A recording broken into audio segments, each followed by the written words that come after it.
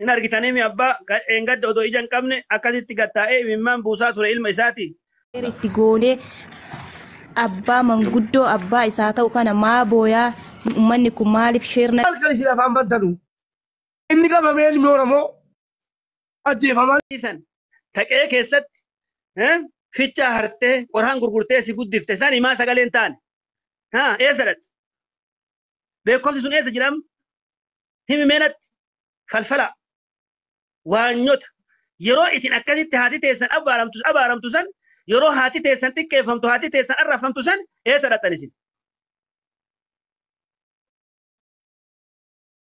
جزين إسين قوت أرجتن جزء ما قوني تكم جزء جوهر تكم جزء إجسن يموتيو بكلام تكم جزء قرتة إجسي إنو تكم جزء قرتة أبيين تكم جزء مساني جزء سين أوارا كافتن جزء هاتي تهارتة سن أكاسي تجدي قالتني ilma isiitiin akkas godhi jedhan isiilleen ilma isiitiin akkas godhi jettu sani isiin goota deetti gizee akkana godhi jedhanii isii yookaan qabrii keessatti yookaan duniyaa irratti akkas isii arrabsani maal taatan isin maaltu isin mudate hin bukkoomtanii bakka sanitti aqlii dhabdanii beekumsa dhabdanii bakka sanitti imanu salphiftanii bar imanu tuqqeessitanii bar xiqqeenni isin nu gootan waan salphaa miti akka isin adaba nurra dhabdanii haadhatee san akkasitti gartee akkas goota ima adaba nurra dhabdanii إما أمام ربيتي والجينا وبقى بعد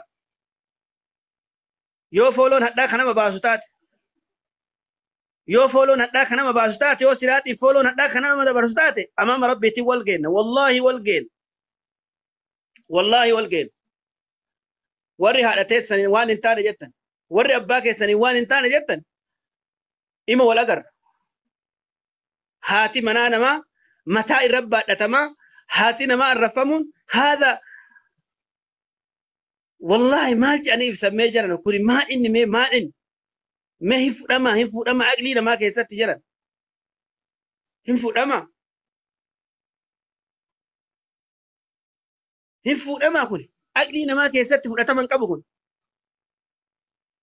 أتي جلت تي إنتلت اللي جزء هذا إشي أكسي الرفسن جزء دبرتي أكسي الرفسن أتي جلت تي شير غوته شير يصير كغوتو سلبنا قدّا جزء إشي شير يصير غوتا كتهاد الرفسن أكتهاد أكس غو يعني الرفسن سن جزء إشي شير يصير غوتو يا رب جيت أما يا رب تكتوكي ترى أمام سيس يا رب سيجت يا رب والله يا رب جبايا والله لا نتي والجه جبايا قرتة قسي نمني هذا أنا ما الرفسن دقري أرجت هذا أنا ما الرفسن دكتور ما أرجت ganti tun ganda akkasi taate isii ta rabbi nurraa haa dhabamsu ishee aki ganda hadha yoo bayan nama mataa ol garagalchee gosa namaatiin qe'ee namaatiin kun haa taa'ume kun haa taa'uyyu kun haa taa'u ka gosaa kun haa taa'u meeqa haadhaa kana laalaa jiran kana kun nayyaachisuan namni yoo horee guddaa ta'e ilma wal fanfana kun rakkoon qabu haadha namaa ka xiqqeessitan kana kamataa kiyya nyaate jechuudha. Ka hirriba na dhoorge, ka rafuu dhabe, kana cinqee warra haadha arrabsuun digirii argate. Yeroo waa nama arrabsu haadha keessa buusu malee akka sukkaaraa sooqiddaatitti ka gizee takka miidiyaa irraa gad hin buune. Kanan na gube. Warra haadha irraa baatan, warra haati isin gartee egas immoo tuyyuu deette lamuu nama haadhaan nama arrabsu. Rabbi isinitti halaalu yoo jala teettanii cadhifta yoo deebiin deebifneef. Komentiin achi jala teettanii maaliif deebiin deebifneef? Achi jala argamtanii achi jala qaffoo ciccitanii achi jalatti gartee gasii teettanii sheerka gootanii waraabdanii gallakkiftan maa isa sanitti hin deebine. Matas haa diranii dirmi maan jennee isa saniin. Xiqqaadhu xiqqeenni akkanaa asirratti haa bu'u akka haadha san xiqqeessatti maan jenneedha. Haadha santu walaa qaba. Haati sun haadhaan baati haati ta'e haadhateeti.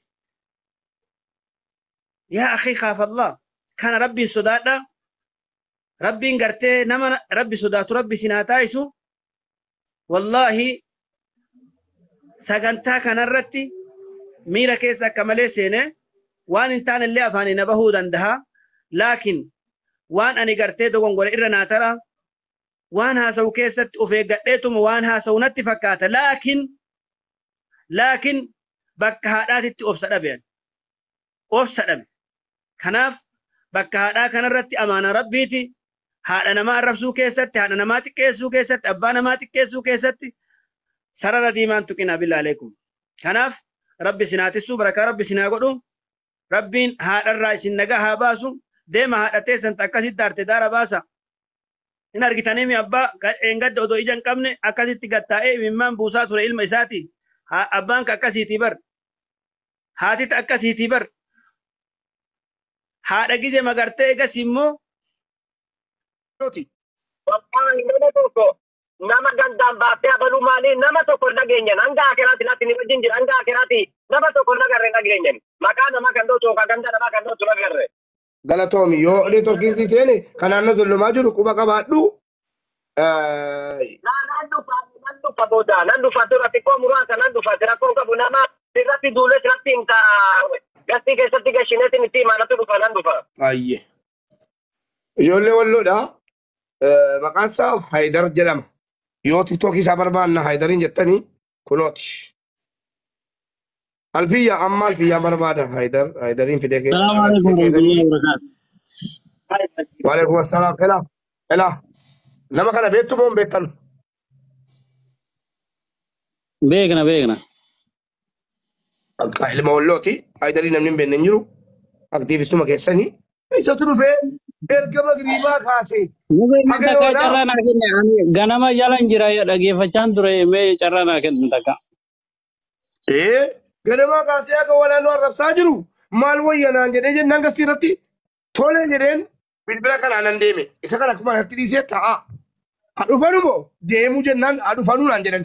Ana dura kee tuttuqee fida obsaa jedheen akkan itti miidiyaa kanarratti nama oofuun beekaan of jajuufi miti. Obsaa gaa jedheen mana koo hin cufne kanaan nan deeme.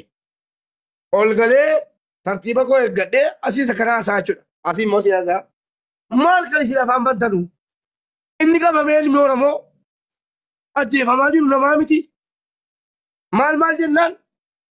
Bilookna godhanii na ari'an. Jara na hin fokkeessa wallaahi. Hadhuma guyyaa tokko waa'ee keessanii falmee akkana wal saalfachiifnaa jaran. Boriifuu barnoota anaaf. Wallaahi diinii natti gammachiiftanii. Guyyuma tokkitti isin irraa falmee moo? Akkaasin irraa falmee beeku waa'ee rakkinaa malee waa'ee siyaasaa waan akka hattuu galee hin beeku. Guyyuma tokkitti isin irraa falmee waa'ee keessanii falmee moo? Isin jecha haala koo arrabsiisee moo dhaqee? Uummata irra kabaju. San booda akkuma hin jedhe bilookne goonaan mana cufachiisuu jedheen uummata gastii irraa harcaasee asii arrabsee uummata. Yaa'anii dhufanii mana cufatanii akkuma hin jedhe abbaan manichaa isin dhufe warra achirratti nu arrabsaa turan isin dhufanii. Dhageessanii dhufanii. Mubarak dubbadhu wanni wajjin jiru. Sana booda nan fixaga. Sana booda kan afaan Oromoo dubbatu yoo Oromiyaa keessatti dhalatee isin ta'uus hin mala. Abbaa barbaade ta'uu hin mala. Yoo shiftaan abbaan barbaade afaan Oromoo beekuu qofaaf afaan Oromoodha jedhee ijoollee keessan qabee ajjeese rukute. Ragaa maalii qabdu Oromoo ta'uu isaattiin jedheeni. Afaan hin qabachiise. Kun immoo dhugaadha. Ammas ilmaan Oromoo nu qabneerra hin jedhinaa. Hin qabne ammas taanaan Oromoon nama qabee ajjeesaa jiru, rukutaa jiru hin jiru. Oromoo qabamee garuu abbaan boo'aa jiru argineerra. Oromoo qabamee abbaan boo'aa jiru riyaala 25,000 gaafatame argineerra. Oromoo garuu jara qabee fumee maallaqa gaafatee jedhe hin argine bakka gabaabaadhaan. Jarri koo kana jala kan jala himaan jiranum qabne irra jalaan jiranum jarri. Haga yoomii gowwummaan deema. Namni afaan Oromoo dubbate hundi Oromoodha. Yoo namni tokko ka'ee lafarraa harkisee afaan Oromoo dubbata nama ajjeese ofitti fudhattaati. Isuma dhugumaan Oromoo ta'uu isaa beektaa? Isuma dhugumaa meeme. Moo jagnummaa moo gamnummaatu caala sila? Jagnummaan gamnummaan qabne koo faayidaan qabuun gamna ta'i والقرسي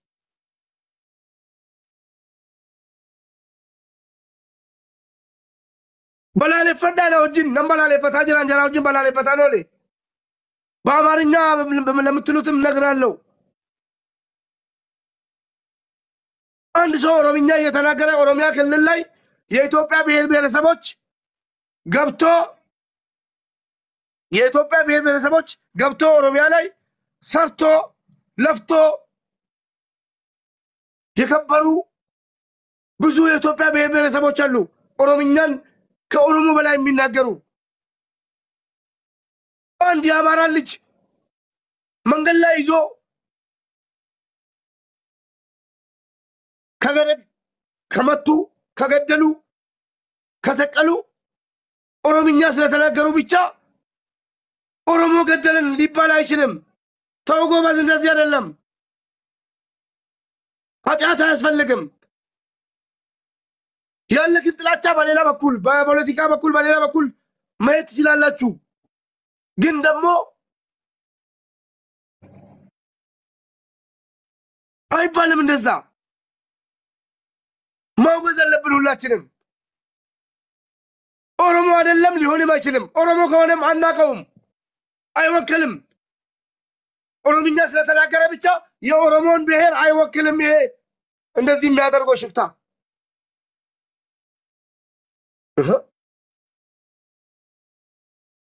ሁሉም ማውገዝ አለበት ኦሮሞም ወጥቶ ማውገዝ አለበት አማራውም ወጥቶ ማውገዝ አለበት ይሄን ነገር ለማንኛውም ፖለቲካ መነገጃ የምስኪን የደሃ ልጅ በረሃ ላይ ሂዶ ባህር ተሻግሮ ኑሮውን ለማስተካከል ተርቦ ርቦት ጠምቶት እናት የሌለው አባት የሌለው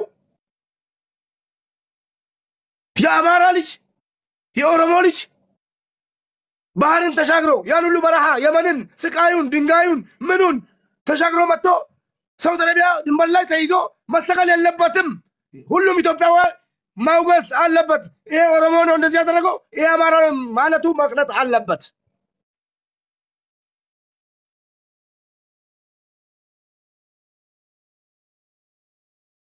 አንዳንድ ሰዎች የኦሮሞ ጥላቻ ብቻ ስላላችሁ ኦሮምኛ ስለተናገረ ሽፍታው የኦሮሞ ልጅ ነው እንደዚህ ያደረገው ምትለው ምን አይነት መረጃ አለክ እስኪ መረጃ አምጣ የለም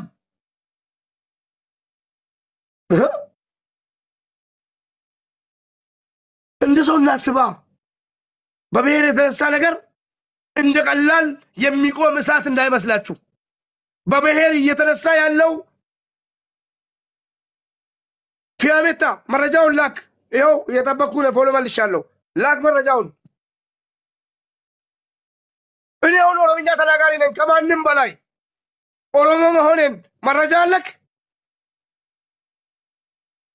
እኔ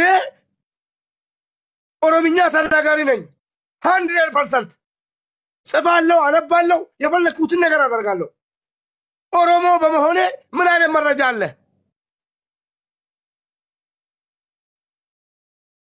ኦሮምኛ የተናገረ ሁሉ ኦሮሞ አይደለም ኦሮሞን ገዳይ ኦሮሞን እንደዚህ ኦሮሞ ምናምን ኦሮሞ እንደዚህ የሚባለው ነገር መቆም አለበት ያም ሆነ ይህ የአማራውም የኦሮሞም ልጅ በፖለቲከኞች መጫወቻ መሆን የለባቸውም የት ኢትዮጵያ ላይ አገር ላይ ችግር የለው አገር ያለው እንደፈለገ ይወጣ አገር ነው ያለው እኛ ምስኪኖች ደሃ የደሃ ልጆች ለምን እንገዳደላለን በውሸት እኔ አንድ የአማራ ልጅ ያን ባህር ተሻግሮ ያን ሁሉ መንገድ በእግሩ ተጉዞ እየራበው እየጠማው የየመንን ስቃይ አይቶ የሰው ልጅ እንደ ሳሙና እንደ ከረሜላ እንደ ኮሾሮ እየተሸጠ ሄዶ ሳውዲ ድንበር ላይ ተይዞ እንዲሰቃይ አልፈልግም እቃወማለሁ የኦሮሞ ልጅ ተሰቃይቶ ባህርን ተሻግሮ ስንት ወንድሞቹን ቀብሮ መንገድ ላይ ሳውዲ አረቢያ ድንበር ላይ ተይዞ እንዲሰቃይ አልፈልግም እንደ አንድ ኢትዮጵያዊ ማለት ነው። ማንም የማንም ስቃይ የሚፈልግ የለም አውሬ ካልሆነ በስተቀር። ስለዚህ ጣታችንን መሰንዘር ጥሩ አይደለም። ኦሮሞ እንደዚህ ያደረገ አማራ እንደዚህ ያደረገ የሚለውን ተውና ይሄን ነገር አውግዝ። ይሄን ነገር ተው ማለት አለብን እንጂ ጎበዝ ጀግና የአማራ ልጅ ጀግና የኦሮሞ ልጅ የሚል ካለ ፖለቲከኛ ነው ማለት ነው። ይሄን ነገር ባላችሁበት ቦታ ቤታችሁን ከፍታችሁ ማውገዝ አለባችሁ። እየገደለ ያለው አማራን አይወክልም። የአማራ ልጅ ውጣ። እዚህ የመን በረሃ ላይ ሊቢያ ላይ በአማራ ስም ልጆችን የሚያሰቃዩ ልጆች አይወክሉንም አናቃቸውም በሉና አውግዙ። የኦሮሞ ልጆችም እንደዛው ኦሮምኛ የተናገረ ብቻ የአማራ ልጅ ስላሰቃየ ኦሮሞን አትበሉ። የኦሮሞ ልጆች ደግሞ አይወክለንም ብላችሁ አውግዙ። በብሔር የተነሳ እሳት አይቆምም። ታው አሁን አገራችንን እንታደጋት ወይ ደግሞ አገራችንን ኢትዮጵያዬን ማማዬን ገባችሁ? ኢትዮጵያዬን እናድናት ሳይሆን እናታችንን የወለደች እናታችንን እናድናት ነው። አሁን በቃ ወደድክም ጠላክም በብሔር ቀልድ የለም። በብሔር የተነሳ እሳት የምታጠፋበት ውሃ አፈርም ሆነ አመድ የለም። የወለደች እናታ ኢትዮጵያ እናት ሀገሬን እናድናት አልፈናል። አሁን የወለደችንን እናታችንን እረፍት እንስጣት፣ አናስገድላት። ሰው በብሔር ከተነሳ